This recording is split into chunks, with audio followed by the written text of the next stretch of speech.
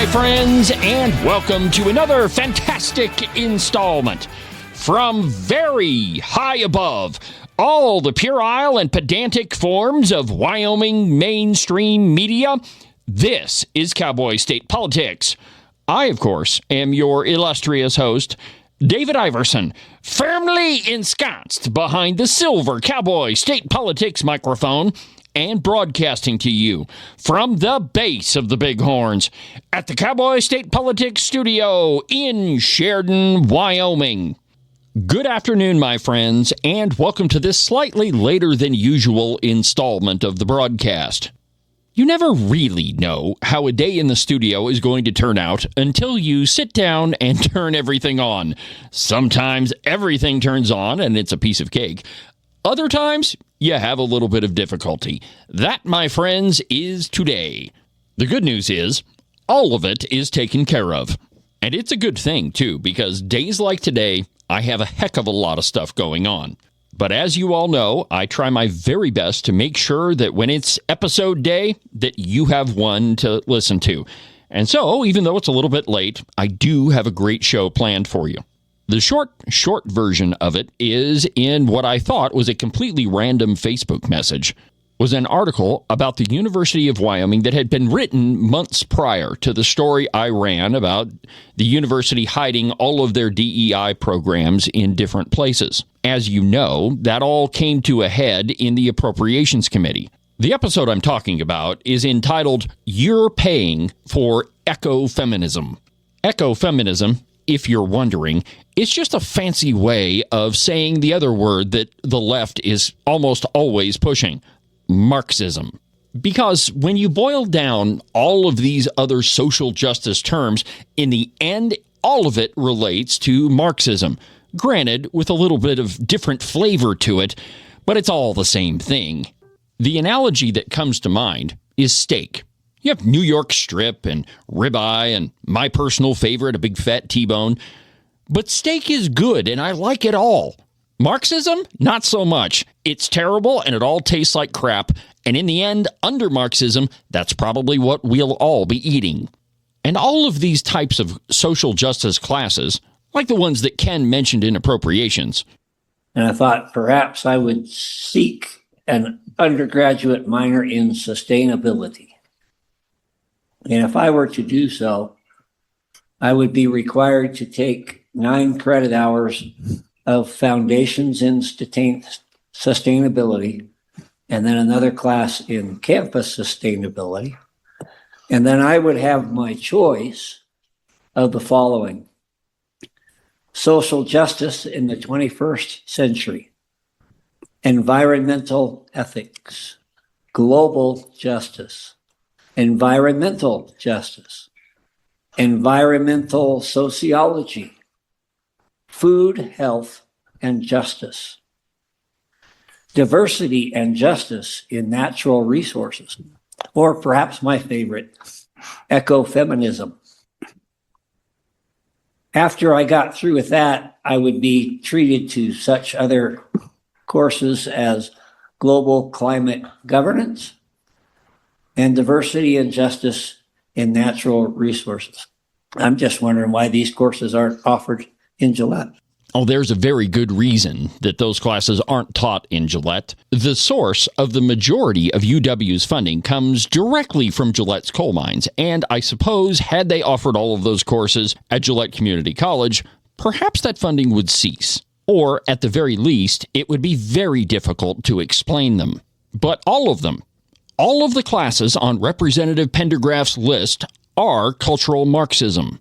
In the last 2 legislative sessions, perhaps more, the legislature went to great lengths to try to eliminate those from the course catalog at the University of Wyoming. And they were, to put it simply, unsuccessful. The university just moved them around, put them in different schools, renamed them. After doing that, they could technically claim that they followed the directives from Wyoming's legislature. In reality, though, they really didn't. That gets you caught up. Now back to that seemingly random Facebook message I got the other night. It was from a guy that worked at the James G. Martin Center for Academic Renewal. And unbeknownst to me, they had written several different pieces on the University of Wyoming. On Tuesday's edition of the live program, I was able to visit with Dr. Jenna Robinson, the head of that organization. We had a great discussion about the University of Wyoming and about how and why, like other schools across the country, the university is failing our students. Now, of course, not failing in terms of grade point average. I'm sure most of the students that attend the university do quite well in that department, but in how we might actually teach them. It was a great discussion, and I thought I would play it for you. Here it is. I published one of the pieces that was put out by your organization about the university hiding all sorts of DEI programs, and I want to talk to you about that. But first, why don't you take a minute or two, tell my audience about yourself, about the James G. Martin Center, and then we'll get into it. Thanks. I'm Jenna Robinson. I'm the president of the James G. Martin Center for Academic Renewal, where I've worked since 2007. And the Martin Center is an organization that works for excellence and accountability in higher education. And we're especially interested in state policy. Obviously, a lot's going on at the federal level right now, trying to bring accountability to higher education. But we are more interested in what states, individual universities, and individual trustees can do to promote excellence on their own campuses. Great. Well, the University of Wyoming is a continual argument in the legislature. It's Wyoming's only university, as you know, and man, do we spend a heck of a lot of money there. And to me, it seems like it doesn't matter what program it is. The university continually comes to the legislature, i.e. taxpayers, and says, well, we need $100 million here, $100 million there. But what's hidden behind the scenes is a lot of indoctrination. So there's the one piece that I published that was how they're hiding DEI programs. And I was wondering if you could just kind of go through that for me. Yeah, absolutely. So I think that what we found, and when my colleague looked at this, is that lawmakers told the University of Wyoming to end DEI, as did a lot of other lawmakers in other states. And instead of actually ending the DEI programs, they were renamed, reimagined, moved. And behind all of that, very little real change was happening. And so that is what my colleague Jovan exposed. And like I said, we're seeing the same pattern all over the country, where lawmakers are very clear that anything that is, racially discriminatory, promoting these racially discriminatory views, doesn't belong in higher education. But the universities are trying to, get around those laws in various ways. Why do you think that is? I mean, when I think of a university, maybe I'm just being too idealistic, but when I think of an institution of higher learning, what comes to my mind is like diversity of thought, that we should be talking about all of this stuff. But it seems to me that a lot of schools have disregarded this whole idea of a free marketplace of ideas, and instead have replaced it with a lot of courses, that dabble in DEI, and there's all sorts of. There was the Harvard scandal with affirmative action. I mean, there's lots of different examples. So why do you think? I mean, maybe this is an easy question, but why do you think that universities are doing that? I mean, it certainly goes against their mission, and I mean, right. So I think it started from a good place. If you go back in time, universities in this country discriminated against Black people, against Asian people, against many people. And so at the beginning, it was just we have to undo this discrimination. We have to put everyone on a level playing field. And once we got to that point, once we got rid of all the discriminatory laws, and everyone was legally equal, they took the next step and said, well, let's keep going in the same direction. If we were going in a good direction, we'll keep going. But they overcorrected, and so the idea got entrenched that we'll have to do more diversity, more inclusion.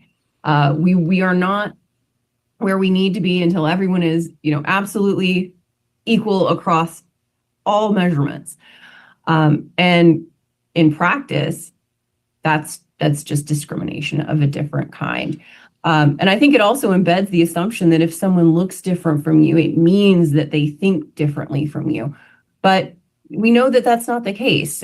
Looking at superficial, categories of race or gender, that's not going to guarantee you viewpoint diversity.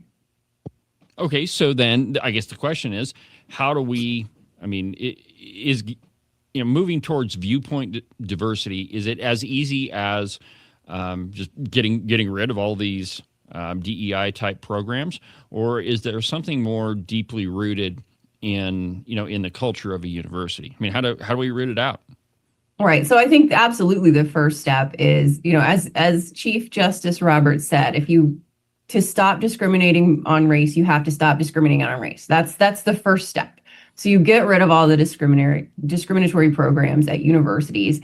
And these are more than just DEI offices. Often you'll have scholarships reserved for a particular race or gender, programs that are reserved for a particular race or gender, faculty hiring schemes that are reserved for a particular race or gender. And so it does take a lot of time to kind of root all of those things out. In addition to, stop using diversity statements as a litmus test for hiring. Stop using any kind of statements that are meant to suss out a person's opinion on a controversial political topic as a litmus test for hiring. And so I think absolutely the first step is just stop doing all of the bad things that have gotten us into a position that is, discriminatory and also continually pointing in only one political direction. Well, and I think continue. I was going to say, but there absolutely is more to do. I think one of the things that happened as the university got more and more left is that a lot of programs were eliminated that have historically been more conservative leaning. So military history got, extinguished at a lot of our schools, diplomatic history, constitutional development. There are a lot of fields that are entirely different because of the kind of lockstep, far left progressive thinking on campuses. And we need to bring back some of those fields so that everything isn't so lopsided.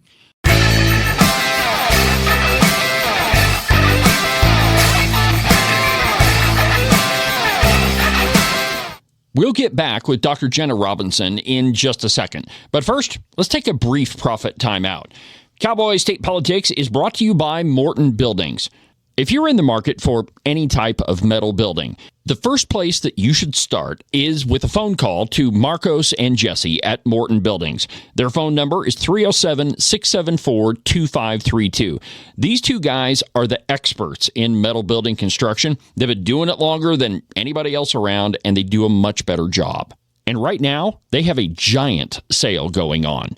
Whether it's a garage or a barn, or maybe something bigger, like a roping arena, or even a giant warehouse for your business, Morton Buildings is the company that you should call. You just call them, tell them what you've got in mind, and Marcos and Jesse will handle all the details. Again, their phone number is 307-674-2532, or you can check them out at their website, mortonbuildings.com. Now, if you don't want to build something, and you just want a nice house to live in and maybe some room to spread out, the person you should talk to is Rebecca Bextel at eXp Realty. Last year, she sold around $30 million worth of property, everything from small residential homes all the way up to big giant ranches. She just listed a gorgeous 88-acre ranch down in Lingle. It's got a riding arena, a barn, a 3,800 square foot house, and plenty of room for you to spread out and do, well, whatever it is that you want to do. So call Rebecca. Her phone number is 307-699-3519. One more time, 307-699-3519. Call her today. The Open Range Record is a news platform that is dedicated to one simple principle: news on the news page and opinion on the opinion page. A revolutionary concept, I know. Pretty much everything you get from the mainstream media is opinion that is wrapped up to look like news. Now, it's true, there are a lot of opinion pieces on the platform right now, but here's the difference. We're honest about what they are. Opinion. But when it comes to news, that's what you get from us.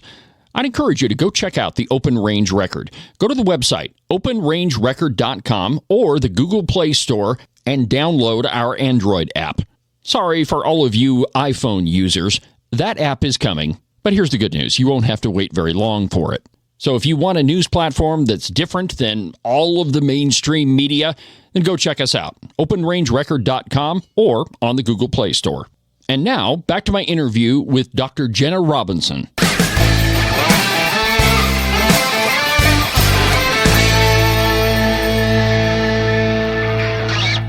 I think one thing that gets lost is in this whole discussion of how left-leaning universities are, we often don't look at the results. So in Wyoming, and I don't know what the exact numbers are, but I would say the vast majority of secondary teachers that are hired in the state come from the University of Wyoming. And while local school districts may say, hey, we don't want any of this diversity crap at our school, you have to look at where those teachers were educated. And that if you come from a liberal institution or one that, has all of this liberal or DEI garbage in it, well, then you're going to be teaching from that perspective. Now, maybe your curriculum isn't going to be straight up the book gender queer, but certainly your viewpoint is going to come from there. So talk to me about the effects of the effects on secondary education coming from when teachers come from these institutions. Absolutely. And our schools of education are some of the most far left if you look at disciplines across the university. Schools of education are always amongst the furthest left. And, some of them don't have, any conservatives or any Republicans on the faculty. And that means they're seeing a very truncated set of ideas.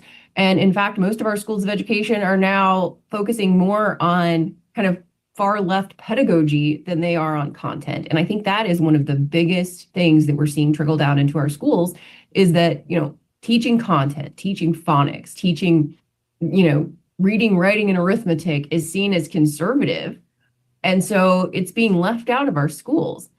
And so you don't get teachers just teaching students facts about our history or science or anything that's going to help them to thrive as they move through their education. And also things like phonics have been de-emphasized, as has achievement, because the idea is that everyone is looked at as through the lens of trauma, through the lens of social emotional learning. Oh, tell me about it. And actual achievement is kind of the last thing on the list.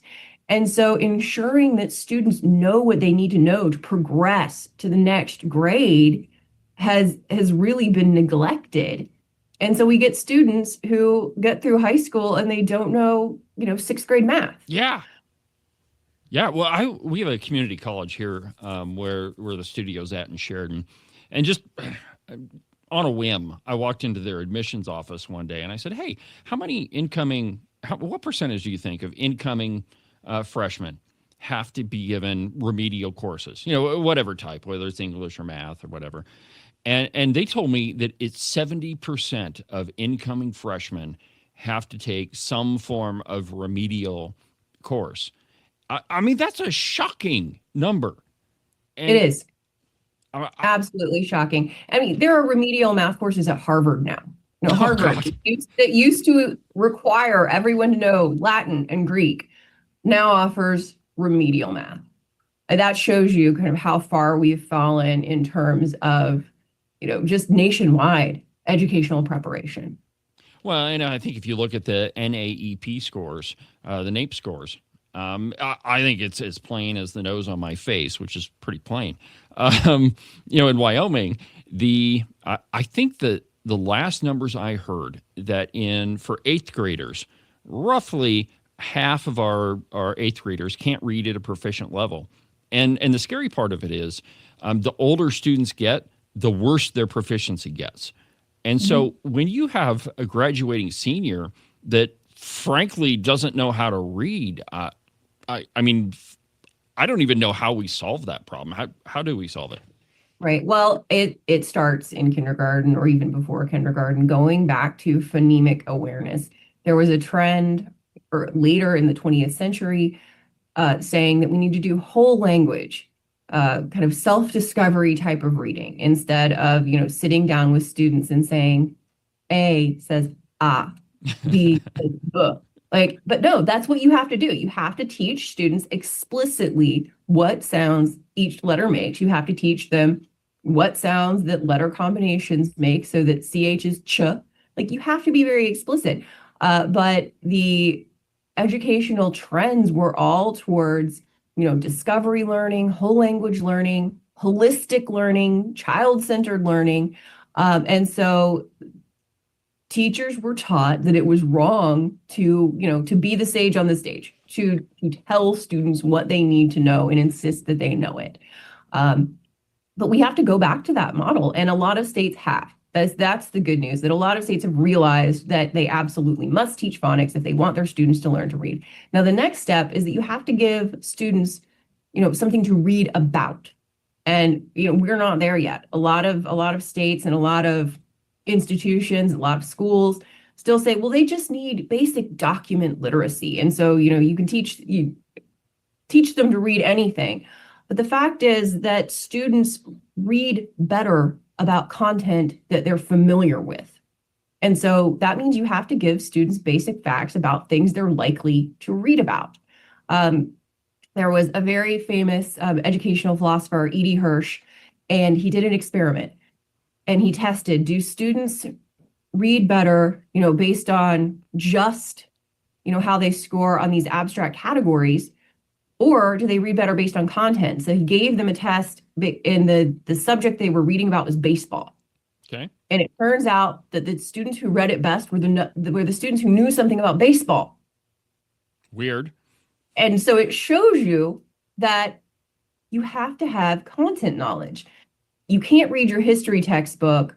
You can't read the newspaper if you haven't been given some background knowledge about, the United States is the place where we live. Wyoming is the state in which we live.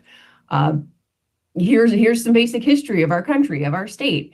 Here's how the government works. You can't interpret what you're reading unless you have that background knowledge. And so schools need to fill that in. All right, I've got two more questions for you. Now, looking through your website, it seems like you guys are kind of looking at things in all sorts of different states.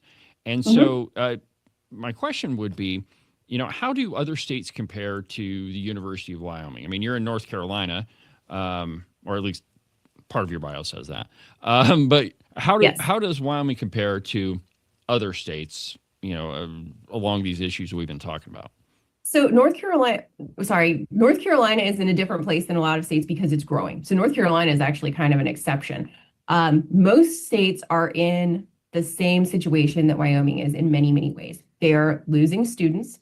I looked up Wyoming, the University of Wyoming's enrollment. It turns out it has decreased 21% since 2015. 21%. That's huge. But other states are facing the same thing because we had a baby bust about 18 years ago. So this is something that's happening nationwide. We've got this huge demographic change. So University of Wyoming is part of that trend.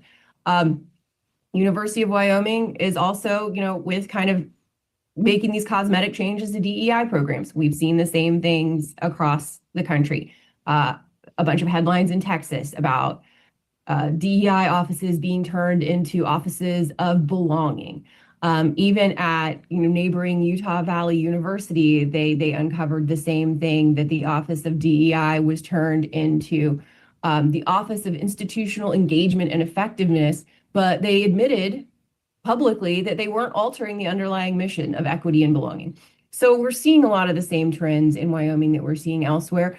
We're also seeing in Wyoming increases in per student spending for administrators, for institutional spending. So not for faculty, but for the managers and the non-instructional faculty. So Wyoming it has a lot of the same problems that we are seeing nationwide. One of my favorite statistics, and it doesn't necessarily relate to the University of Wyoming, but it's more, primary and secondary school. But over the last few years, that enrollment in Wyoming schools has actually gone down roughly 2,000 kids. Well, during the same time period, administration and staff went up 3,600 positions. And so not only did we lose a whole bunch of kids, we added a whole bunch of administrators. And, we wonder why you spend $20,000, $21,000 per student, and, you get mediocre performance. And it all comes from the administration, I think. Yeah, absolutely. They are, the University of Wyoming is continuing to expand its administrative spending while its student body shrinks.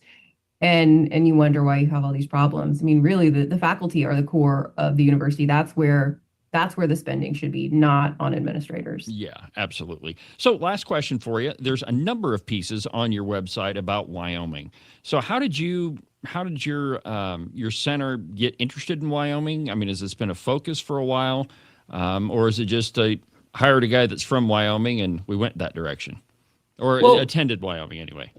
Sorry.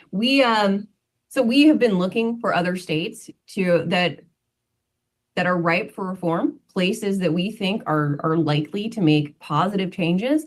And I think Wyoming has such an excellent, political culture in Wyoming. The people of Wyoming understand what it means to work hard, to get things done. And we thought Wyoming was an excellent target. And also, as you said, we do have an employee who works in Wyoming, so he's got that local knowledge. And so those two things came together, and it just made sense to try to find out, what is really going on at the University of Wyoming and how can it be made better. Excellent. All right. So just take a couple of minutes and tell me if my viewers want to get a hold of you, how do they do that? They can do that at jamesgmartin.center, and they can also find us on Twitter at Academic Renewal. All right.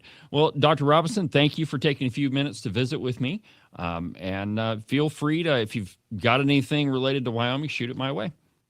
We'd love to. Thank you. All right. Thank you, Doctor. There is this sentiment in Wyoming that we don't really care how you did it back home. This is Wyoming. I get that. And sometimes I have that attitude as well. But when it comes to running a university and how we best educate students, maybe we can take some advice from some other areas of the country that are obviously facing the same things that we find at the University of Wyoming. Rampant DEI, cultural Marxism, all of those things. And it's important for you to know about it because when your kids come home on spring break or Christmas break and they've turned into a little social justice warrior, you know why that is, and you know what you have to do to fix it. Well, that'll do it for today's installment of the broadcast. Have a good rest of your week, and we'll talk again on Saturday during Weekend Update. But for now, from the base of the Bighorns at the Cowboy State Politics Studio, I'm David Iverson, and this is the one and only Cowboy State Politics.